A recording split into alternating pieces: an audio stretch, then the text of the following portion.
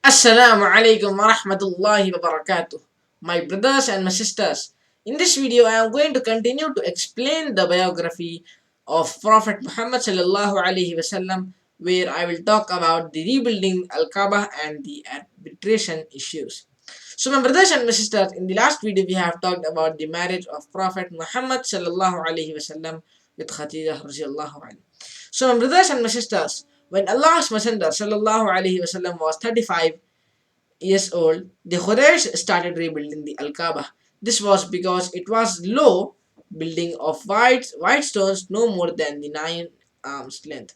From the days of Ismail alayhi salatu wasalam. It was also roofless, leaving thieves with easy access to the treasures inside. It was also exposed to the varying forces of nature that weakened and cracked its walls. Since it was built so long ago, 5 years before the prophethood, there was a great flood in Mecca that swept towards Al Kaaba and almost demolished the Kaaba. The Quraysh were obligated to rebuild it to safeguard its sanctity and position. The sheikhs of the Quraysh decided to only use lawful money, not unlawful money, in rebuilding the Kaaba. So all the money derived from the immoral means, usury or unjust practice was excluded. In the first, they were too fearful to knock down the wall, but Al-Walid bin Al-Mughira al-Mukhzumi began the task. Seeing that it was unharmed, others participated in demolishing the walls until they reached the foundation laid by Ibrahim alayhi salatu wassalam.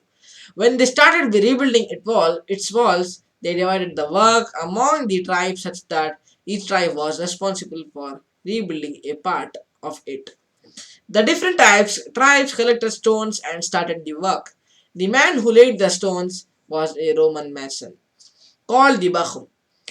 The work went on in harmony until the time came to restore the sacred black stone to its proper place. Strife broke out among the chiefs and lasted for 4 to 5 days, each contesting for the honor of placing the stone in its position. Daggers were on the point of being drawn and great bloodshed seemed imminent.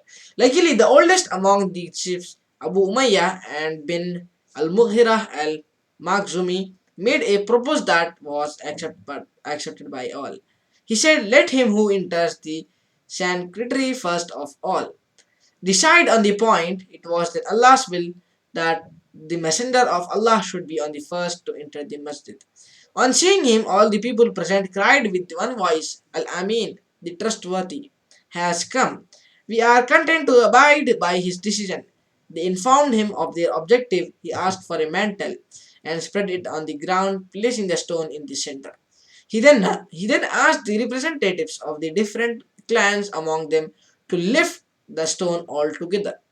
When it reached the proper place, Muhammad sallallahu alaihi wasallam laid it in the original position with his own hands. This is how a very tension situation was eased and a grave danger averted by the wisdom of the Prophet.